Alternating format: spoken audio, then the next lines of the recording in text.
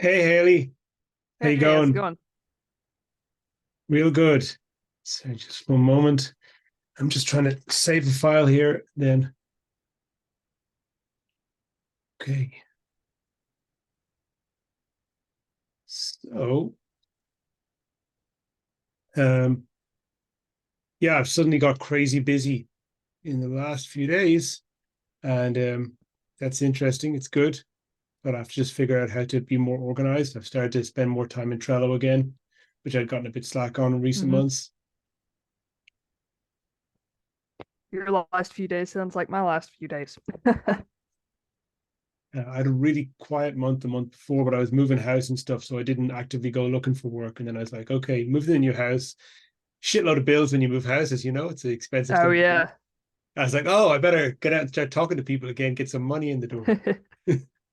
Yeah, moving sucks. God, I hate it. It was way overdue. Like I was super relieved to do it because the place we were in, it hmm was, it was nice and it was good for the time that we were there. But we'd definitely outgrown it, and we needed a bigger house. We needed some storage space. And yeah, so it's all been positive. Um, okay, so move this over here before I forget what we're doing, and close all this down. And we can have a conversation. So I don't know if I'm going to publish this call or not. It depends on how much we slander other people. If I feel All like it right. needs a legal review, it'll just get put in the vault. I'm going to grab myself some water. Oh yeah, right here. Go right ahead. And are you using some kind of like different weird camera, not a webcam or something? Because Yeah, this is a DSLR camera. Well, it's a mirrorless okay, so it's like camera. is it like a super wide angle or something like that? No, this is so let's see. I think that's as far, yeah, as it goes. But you can see like the little box over my head. Mm-hmm. It's tracking me. Yeah, it's just it's 14 to 45 millimeter, so it's not too wide. So Okay. And why do you choose to use one of those for a webcam? Is there like a technical reason or just better image quality? honestly, it just looks better. That was really Mm-hmm. it. Like I bought it, I bought it a couple of years ago because I was about to get hit like with my taxes, and I needed like a little tax write off. Mm-hmm. I was like, so I need to spend about like, $400 or $500 on something that I can say is a write off, like for my business. And I saw this and I was like, yeah, I could say that's a write off, like for sure. I was like, and I kind of want a nice camera anyway. Like I want a Mm-hmm. nice zoom camera, and I would like to have one that I can actually shoot like pictures with. So yeah, I'll do it. And so I got it for like $500, and then the tripod and everything that I needed. So and I told myself if I bought it, I would make more like course content and stuff, and literally never did. I don't think I've made a single Okay. course since I bought it. Well, this is like the freelancing trap. Like your creativity goes into delivering work for other people, and it's hard to keep some juice in the tank for Exactly. yourself. Yeah, Yeah, just for the exactly. record, in case I ever do publish this, do you want to just tell people who you are, where you're from, a little bit about Oh, yourself? yeah, yeah, for sure. So I live in Tennessee currently.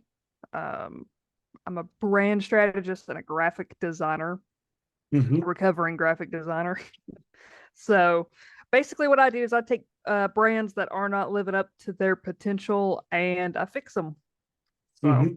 most of the time that's through strategy. Sometimes that's also through, visual rebrand and logos and brand identity and all that fun stuff. But yeah, Okay, I think that's what what I makes do. you stand out is you're you're a designer, but you are a designer who's very marketing centric rather than Mhm. design centric.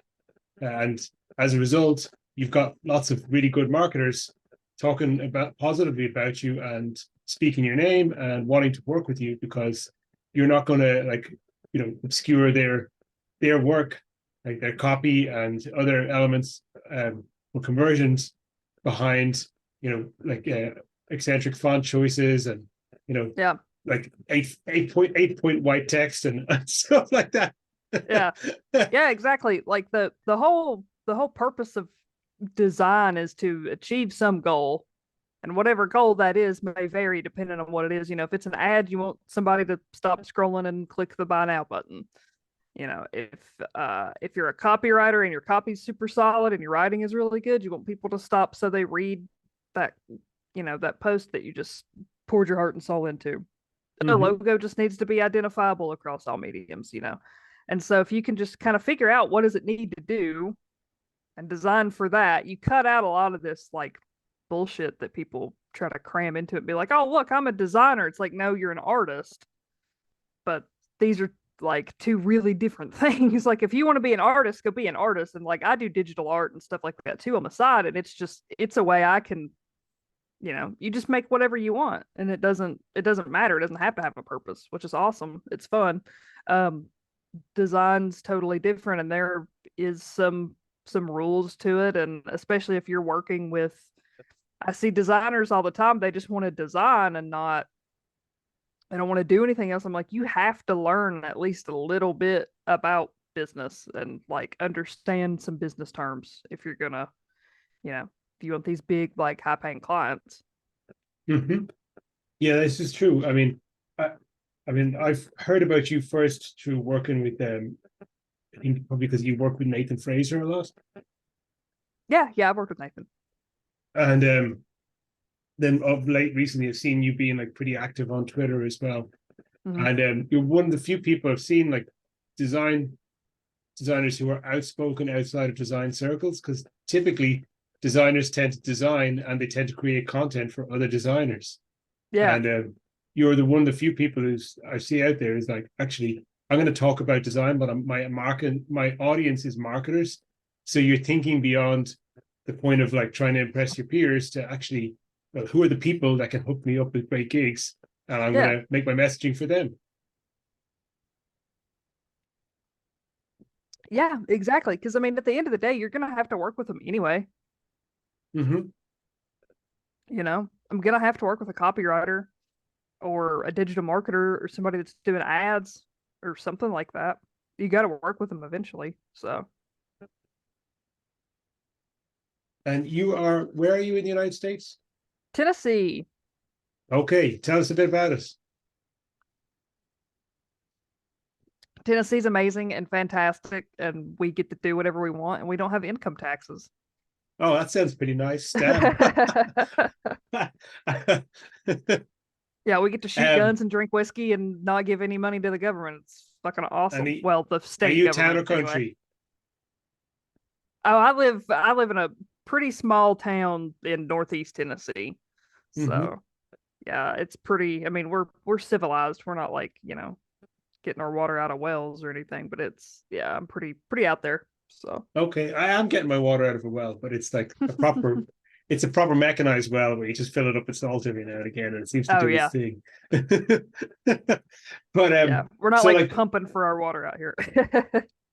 when you live like far from a big city and small town living in the same way, do you find like are there other people in your locality who you connect with about business or you can talk with or do business with or help out or I found a few, not as much as I have online, which I mm-hmm. think part of that too is I don't look a whole lot locally. Like you know, I don't really go seeking a lot of local clients, so that's probably one part of it too. But Mm-hmm.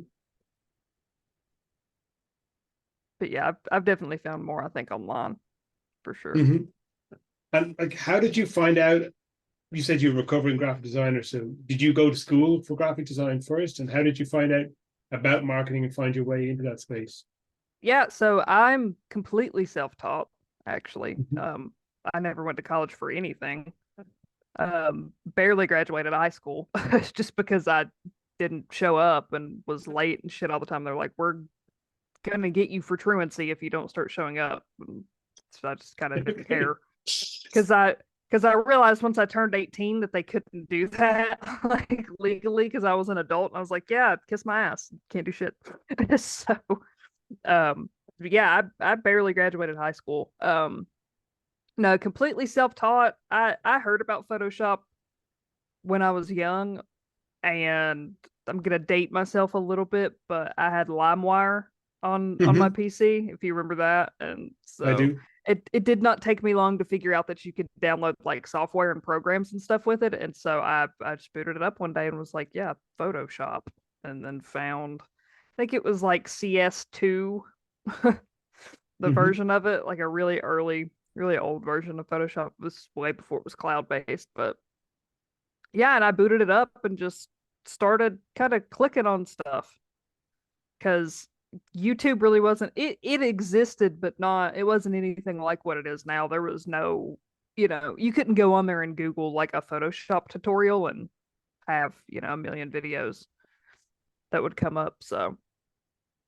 you kind of just, I just went in there and like clicked a bunch of buttons until I figured out what everything did. And eventually, over like years and years and years, I got kind of good at it. And then YouTube and stuff like that did come out, and so you can learn from people that are really good, and you know you get good really quick. And so yeah, it was just doing it a whole lot until I got kind of good at it. I think now Hmm. I'm kind of good. How'd you get from actually like self-teaching a skill to figuring out, okay, how the hell do I get people to give me money for this? Yeah, so I started with design and then kind of made my way into video a little bit. And because I was a musician at the time, and that was what I was dead set on doing for like the rest of my life. I was going to be a musician, and there was nobody that was going to talk me out of it. Um, Hmm. but I was doing that. I got into video a little bit, and then I remember like I needed some extra money for something. I don't even remember what it was now. I was like, I wonder if I went into like all of these like musician Facebook groups that I'm in and offered to do you ever seen like a visualizer video where it has like the circle around it and it reacts to the music? At the time, these were like ridiculously popular. Everybody and their mother wanted one. And I knew how to do them, and they didn't take very long. They weren't very hard. So I get in a couple of these Facebook groups and I'm like, hey, like I did just a random one with like some random song and like posted a little, like 15-second clip of it. And yeah, I just said, hey, you know, I'm doing these, if anybody wants one, just hit me up. And I had a couple people like message me, and I think I made, I think in a couple hours, I made like $400. And I was like, this is what I make in a week Yeah, this at is my job. fucking magic. The first time is like, I'm Harry Potter. Yeah, I was like, this is real money. What the fuck? Like, I was looking at my PayPal account. I was like, what the I can spin this? Like, I can move this to my bank account and then like buy things with it. Like it was, yeah, it was like monopoly money to me at first. I was like, this can't be real. And so after that, it kind of changed my perspective a little bit about, you know, what I was doing and everything. And so I saved up a whole bunch. Probably not as much as I should have looking back on it now, but I saved up some money and then ended up quitting my job on Christmas Eve, and that was 6 years ago. Awesome. Yeah. So, the way that I got into strategy is I wanted to work on physical products, like actual, physical products. E-commerce.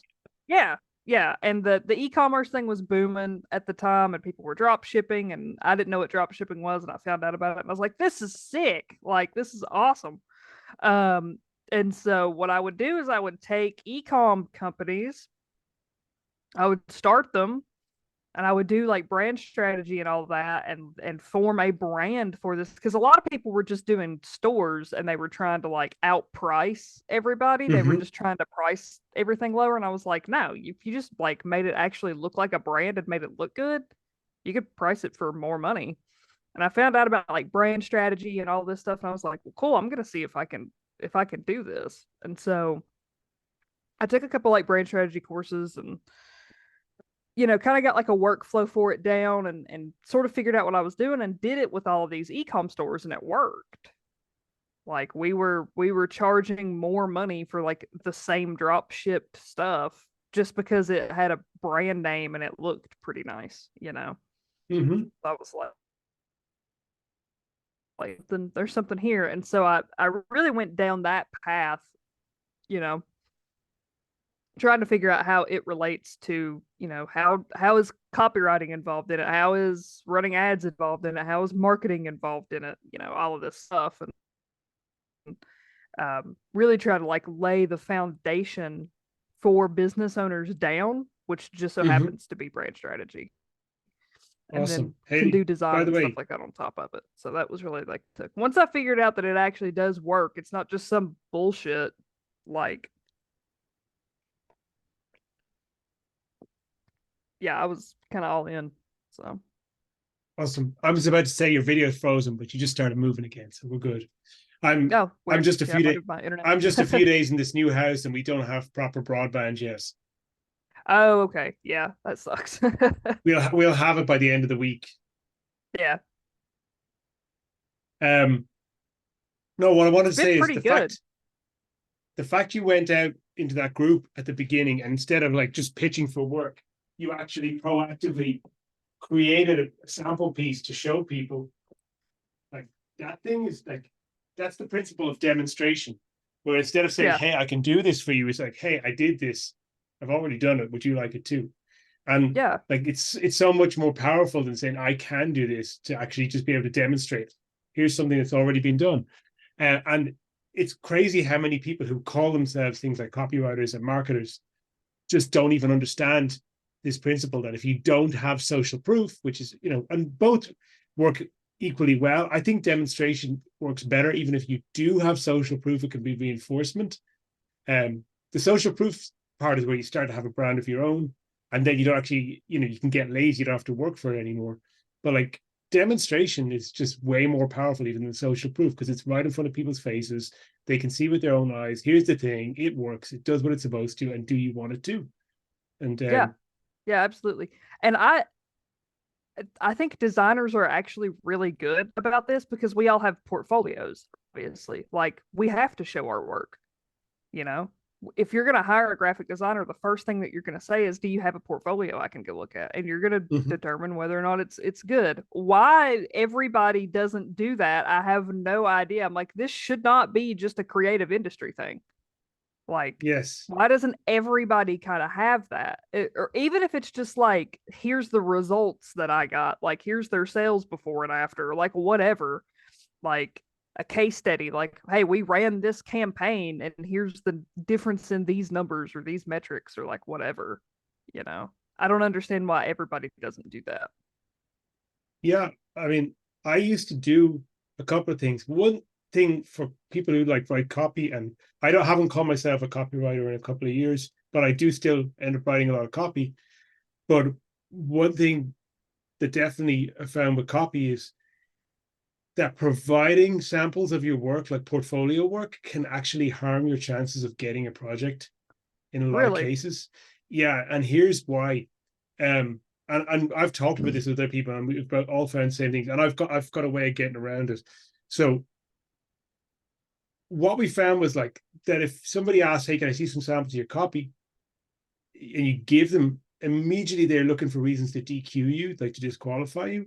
And if they say, "Oh, like this doesn't really fit my brand, or this doesn't suit me, or this isn't the style I was thinking about," well, the stock answer is, "Well, of course it's not, because it wasn't written for you. It was written for the client who paid me for it." Yeah.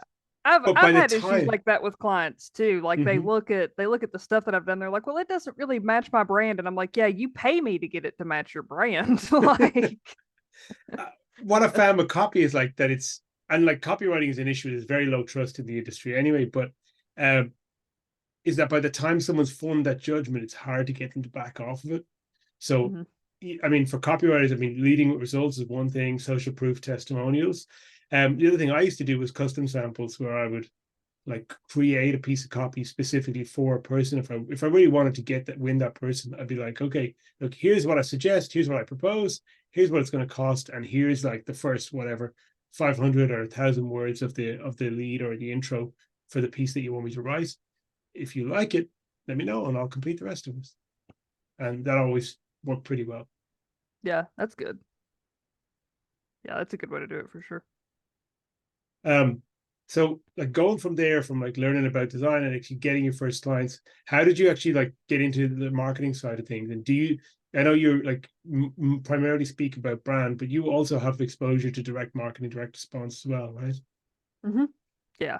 I am pretty vehement about not calling myself a marketer. Yeah. Um, just because I think people were way too relaxed about letting branding and marketing kind of become the same thing. And I'm Mm-hmm. like, no, they're two very different things. And if you don't understand that, you're going to ruin them both. Like you're going to screw both of them up, and neither of them are going to work. And so I very distinctly draw that line in the sand where I'm like, no, I do branding. I do not do marketing. If you want a marketer, go find one. Like walk outside and scream, and one will come running because they're Ready to everywhere. sell their grandma at the sausage factory. Exactly. So I always make that distinction. Like everything that I do makes marketing a lot easier, but I do not do marketing. So um I like I said, I'm laying that foundation to make your marketing more effective, your copywriting more effective, your ads more effective, your SEO, all of that stuff, like your targeting, your organic, your social media, all of that stuff is going to get easier if I do what I do. So So where I've do but you good. where do you see like the line? Where does brand end and marketing begin? Yeah, for me it's I've always said that branding is the message and marketing is spreading it. And you can't spread something that you haven't created yet. So I think you have to have the reason that the brand exists, and the answer cannot be making money. Mm-hmm. Just for anybody that's like, oh, I want to make $1 million, shut up and go do something else, like get into real estate, I guess, because this is not the same for you. Um, yeah, so you have to know why it exists beyond making money. You have to know what kind of personality the brand has. If it was a person, what, how would it look? How would it talk? How would it speak? How would it, show up in the world? What kind of opinions does it have? What values does it have? Stuff like that. Um, and then after that, you start, I think, kind of maybe a little getting into marketing, with who it is that you're targeting and where they're at, what's going to appeal to them, how you're going to get their attention, and then you can do you get into like a user journey, which is how do they find out about you and why would they buy from you, why would they not buy from you, and stuff like that. It's all stuff that I've put into a brand strategy document, but I think a lot of people more closely associate it with marketing, um, which it could kind of be both, but I associate it more with branding in the way that I do it. So, but yeah, there's definitely some overlap there. You mentioned just there a moment ago about how there has to be a reason why a brand exists beyond making money. Mhm. And I have my own opinions on this, but I'd like to hear what you think about why that is and why is it that way? Yeah. So I've seen this a thousand bajillion times, which is somebody sees all these entrepreneurs like us, and we're just on the easy money train because that's what it looks like, right? And they decide that they're going to do it, and then they start an online business and they realize, oh my god, this shit is hard. Like this is not the easy money train. This sucks. And they either get off the ride, or what a lot of people do is they're so desperate to make it work, they go and they hire a coach, or they listen to some guru or like whatever about how they need to show up, like what their brand has to be like, and like how to build a personal brand and all this stuff. And then they do all of those things and it works and they make a bunch of money and they get a bunch of sales and they get to fund this lifestyle that they've wanted. And then in a year, they want to put a gun in their mouth because, oh my God, I cannot keep this up. Like, I cannot keep going like this. This is worse than having a 9 to 5 job. And I've seen this enough times to realize like the pattern is always you have to have a reason that you started doing this, and the answer cannot be making money. We all need money. It's not a secret. We need money to live. You know, Mm-hmm. other than that, like it's kind of a given that you're going to make money in your business because you need it. Like it's not some, I'm not saying go out here and do it for free. But if you want to prevent that big burnout cycle where you listen to a guru and then you implement what Mm-hmm. they said and then it works and then you create this like really shiny cage for you to stay in. If you want to break out of that cycle, you have got to figure out why it was that you wanted to do this to begin with. Okay. And it doesn't have to be this big otherworldly goal either. Like I see people like that. Um, or like they heard Simon Sinek's thing about like start with why, which is a premise that I overall agree with, but the way that he explains it, it makes it sound like you have to, like, oh, I've got to impact 10 billion people. It's like, no, you don't. You don't Yeah. have to. Literally, my why is just I don't like boring shit and I wish that it didn't exist. And so I make it not exist. Yeah, I like that. That's literally it. Like it's not some, oh, I have to make, X amount of money so I can be a philanthropist and I want to be a keynote speaker and shit like that. Like I don't like boring stuff. I wish it didn't exist. That's it. So, Yeah, so, Simon Sinek is kind of your classic like Ted fart sniffer. yeah. Yeah. He's got some stuff that that I like the start with why thing isn't, I like I said, I like the premise of that. I just think that it's explained poorly and that it people take it the wrong way. So I think there's also an issue with people who do nothing but talk for a living. They do start to run out of things to say, so they have to embroider the crap out of their speeches and mm-hmm. go deeper and deeper into kind of like angels dance, the old theological saying about how many angels can dance on the head of a pin. That kind of idea. They Yeah. have to get into that sort of domain to keep themselves relevant over time. It's Oh funny that yeah. you said about how like the why you thought about it from the business founder owner perspective, because I was thinking about that question about the reasons beyond money from the perspective of customer perceptions. And it's like, because I think a lot of the stuff that we do in business and marketing and the whole sort of broader like entrepreneurship and online selling space is it's pretty much based on like religious principles, and if we're going to be honest, the principles that are used on a smaller scale by like shady cult leaders. Mm-hmm. And a big part of that is the idea of there has to be like a higher purpose and a higher power that one is answerable to. If you're going to position yourself like as a leader, you're going to stand up on a soapbox and gather a crowd of people around you. You have to be in service to a higher mission beyond your own enrichment, or people very quickly will lose faith, or they won't even Mm-hmm. get faith in the beginning. So like, Yeah. and you see this with the biggest Or global they'll brands, completely they are turn against. quasi-religious. Yeah. Yeah, you do. And the goal is always like with branding for a lot of people is to make that its own cult, but you still have to have something that's kind of anchoring that, right? Like, Mm-hmm. and I see this a lot too. There's brands, they're like, oh, we have a mission statement, and it reads like the mission statement of 9 million other fucking brands out there. It Mm-hmm. doesn't sound any different. It's like, okay, what am I supposed to do with this? Yeah. So, And people trot out the same tired examples of the global mega brands like Google, Apple, mm-hmm, Facebook, whatever, again and again, and Apple in particular, because it's got such an iconic founder and iconic founding story.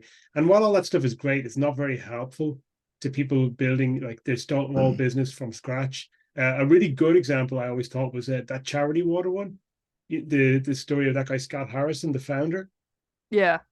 And like he's basically some rich party boy who at some point realized, hey, you know what? I'm actually just wasting my life on and Mm-hmm. chasing hedonistic pleasure. I want to do something more meaningful.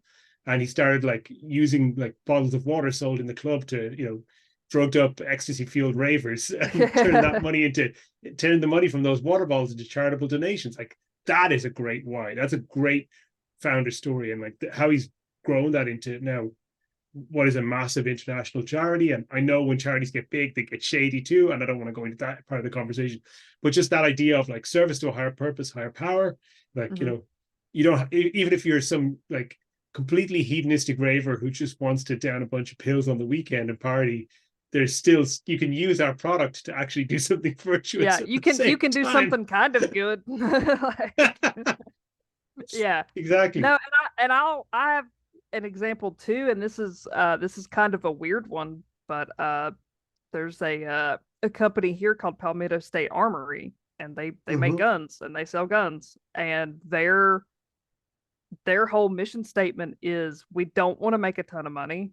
Like we want to keep these as affordable as we can because we want as many law-abiding citizens to have guns as we possibly can get.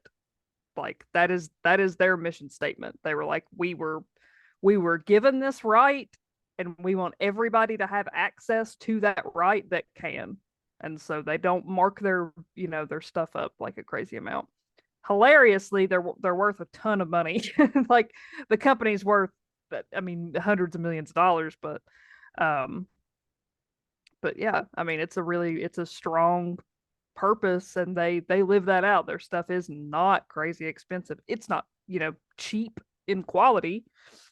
They've just found a way to manufacture this stuff to keep the cost down so like everybody can afford it. So it's pretty No, cool. that is an awesome example because it's not only like a good solid reason why that people can believe in, but like it touches on like it's a call to tradition, it's a call to like basic human rights, seen from a uniquely American perspective. Let's say Hmm. let's say Yeah. that, but yeah, it is awesome. You can see how people can get behind that. There's a sense of mission there that's much bigger than the making of money for selling of Hmm. weapons.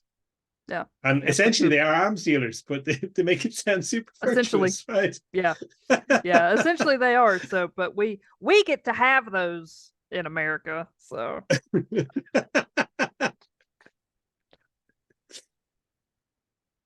What do you do outside of working? What do you do for fun?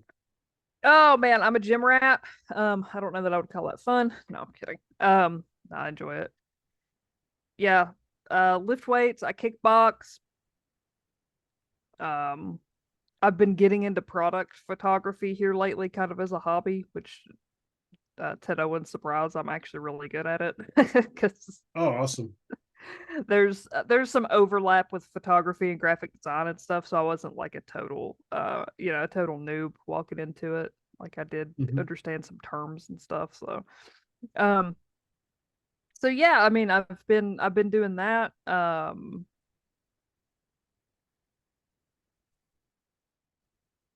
think that's really it. I don't really do a whole lot outside design. Play video games sometimes. Like Yeah. this is pretty much the score with everyone I meet in our space is like they just are totally obsessed with their work, and they basically, if they have a family, they allocate some time for their family. If they, and then most of the ones that were doing well, or at least happy and healthy enough that I want to have a conversation regularly, are people who exercise every week and so do some form of lifting weights or martial arts or something to keep themselves sane. Because when you spend this much time working alone by yourself, you can easily go totally fucking cuckoo. So getting out of the house and Oh going yeah. and doing some exercise is a huge, like, usually important for mental health and to actually stay productive. Well, and for me, I need something that doesn't involve a screen. Mm-hmm. Oh yeah, You that know, too. like I just need something that I don't have to like look at a at a phone or a PC or whatever. So, Yeah, so I'll do anything like that. I'll do stuff around the house just to not have to look at a screen for a little bit. It's like let's go paint a wall. yeah, You absolutely. know. Like I find that with um, you're always on in this business because you're working with people in different areas, different time Hmm. zones. They're all entrepreneurial types, so they don't give a shit about the weekend. They've forgotten about that kind of concept long ago, and like public holidays don't mean shit to most of them either. It's just work, work, work. And so I like that's fine. And I actually don't mind it and I like it. And I'm always thinking about work and always thinking what I can do next. But like it is really good for stuff like my kids' soccer practice. Like the phone doesn't come onto the soccer field Hmm. with me. And it's just great to have that 1 hour of the week, or where I know I'm not going to look at a screen, and that's Yeah, you can just be like in the like present in the moment that you're in, rather than, yeah, oh, did I send that email or whatever. yeah. What's the next thing I've got to do? Who's the next person Hmm. I've got to talk to? Which of my 6 messaging apps was that that like big Yeah, notification I heard 30 seconds ago from? yeah.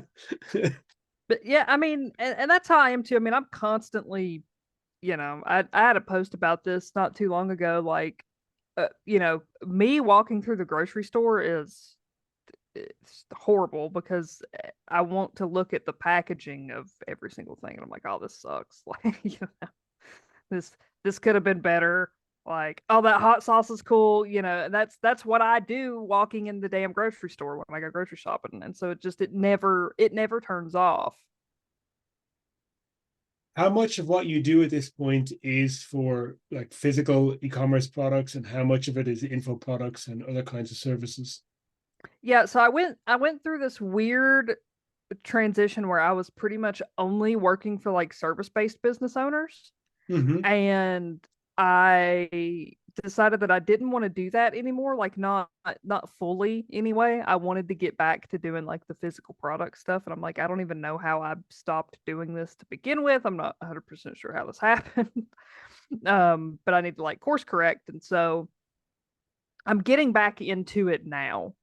And I've got a few clients right now that are, it's physical products and stuff like that, which I'm super happy about, because that's really what I want to, would stay in that and never do branding for another coach again if I could. Yeah, I hear you. I mean, like from my perspective, and maybe you've seen similar, is that like for coaching and service-based businesses, those guys tend to be like less price resistant because they have higher margins in their business. Hmm. With physical product people, they have pretty heavy cogs and logistics costs. So they're, Yeah. unless they're at scale already, unless they're big, it becomes like it's harder for them to justify paying a high service fee. Hmm. Um, and then Yeah. when it comes to like getting in touch with the bigger guys, it's a matter of access and actually getting to them through your network. It doesn't really, you can't really directly outreach them as effectively. I found with the retail guys, you just kind of have to hit them with a different sort of offer. It's like, hey, I'll do this, and if the conversions improve, or if your AOV improves or something like that, you owe me money.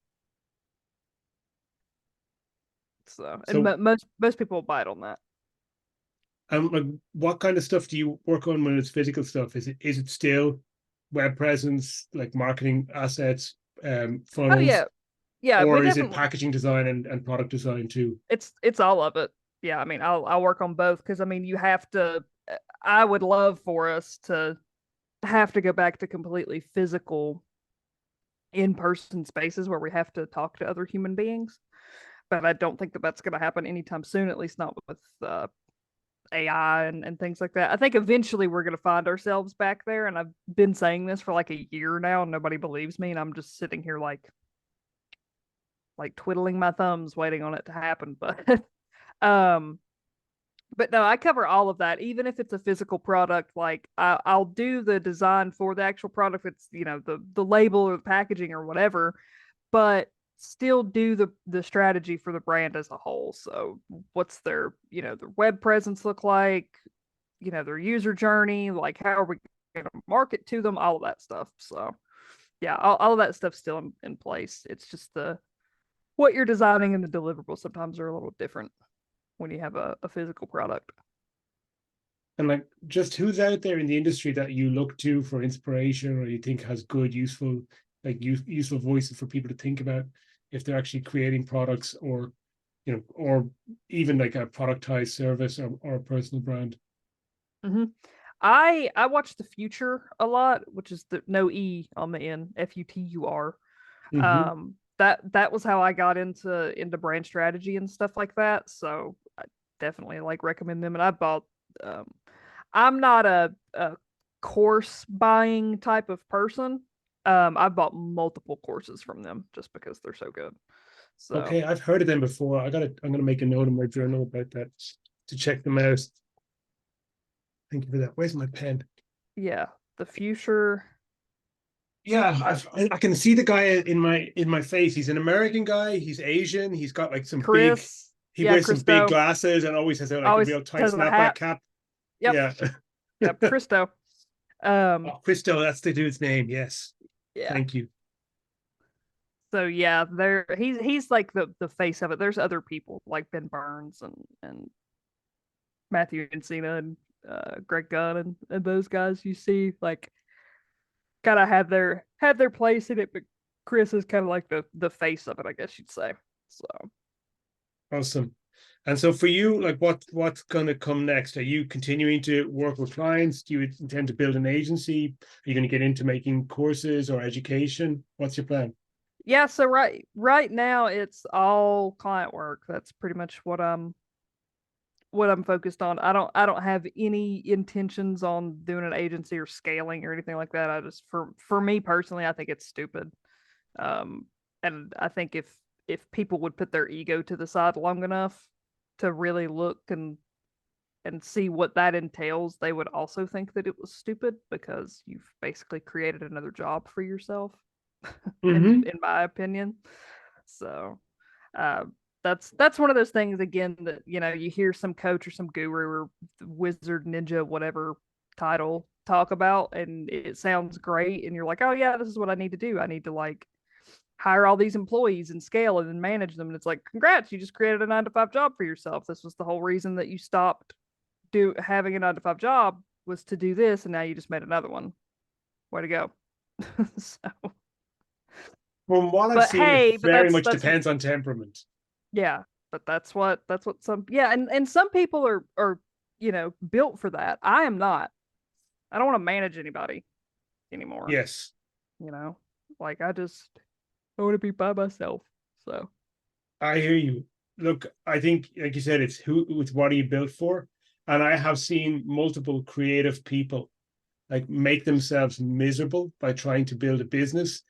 It's that book I think you've probably heard of as well, the E-Myth, where someone who's a really great practitioner or executor of a specific skill set then decides to go into business for themselves, and they're faced with having to execute on a bunch of skills they have no clue how to do, yeah, and they assume they can run a business because they're great at what they do. And it's like, no, no, no, it's that's a completely different skill set that you don't have yet. And are yeah. you prepared to go through the pain of actually developing it? Well, and this is something else too that I think people need to realize is like not everybody's number one. Like Mm-hmm. not everybody's Elon Musk in their organization. Like some people would be much better off, much more happier, and have much more money if they were like a number 15 in the organization. Like if you're the 15th most important person and you can just stay in your lane and do what you're good at, make the money, be happy, have some, work life balance, freedom, and be totally fine. You don't have to be, Elon Musk. Not everybody's Mm-hmm. cut out for that. Like I could not imagine how much that guy works a week. Yeah.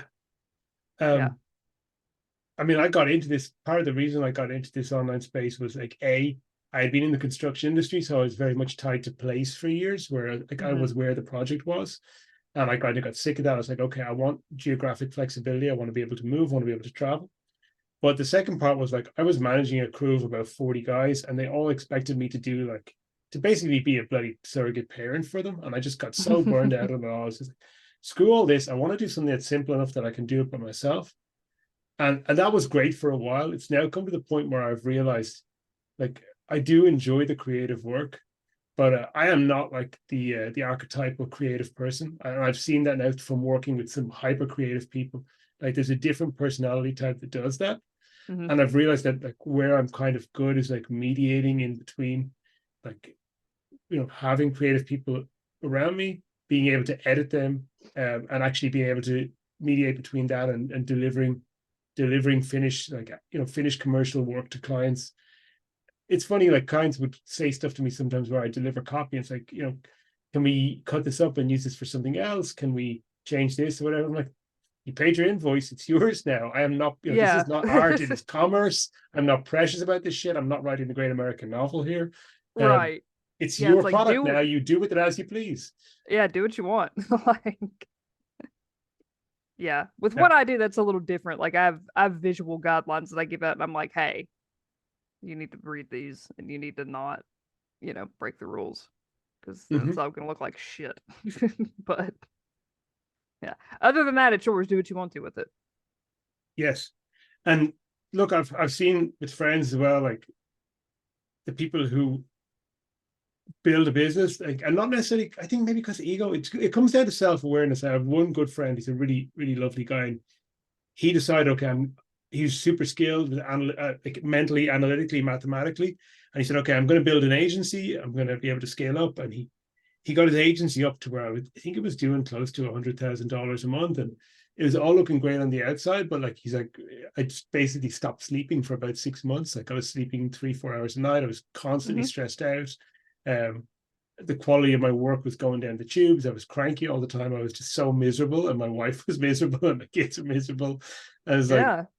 and then he's like, okay, screw all this. I'm actually going to cut myself down to 8 clients, no more. I'm going to let go, downsize all the team and go back to just being a consultant. And sure enough, he enjoys his work better now. He actually has more money than he had when he had like a hundred Oh, of thousand dollars a course. month coming in. And Yeah. he sleeps, and his wife is happy, and his kids are happy. Funny how that works, right? Like, yeah, like, that's why I talk about like starting with the mission and stuff of your brand first. Is like, if you don't do this, I promise you're gonna screw it up, and you're gonna be right back here where you started anyway. So you might as well just do it right the first time. Mhm. Yeah, I mean, I'm I would say more lifestyle oriented than like ambition goal oriented. Like I don't have the ambition to build a big company, but I've certainly kind of come to a point now. It's a turning point where I'm starting to bring in team and like have 3-4 people around me I work with, because I've gone through this period of 4 years of working alone, and I'm like, okay, it's now time to work with people again a little bit more. Mhm. Yeah, and I'm the same way too. I feel like I make a bigger, I guess, a bigger impact, or more of a difference if I'm kind of more in like a creative consultant role. Hmm. So I prefer to, to stick in that. And I love design, and, always will do design. But as far as, really long-term goals and long-term impact and stuff like that, that consultant role is really, where I eventually want to be.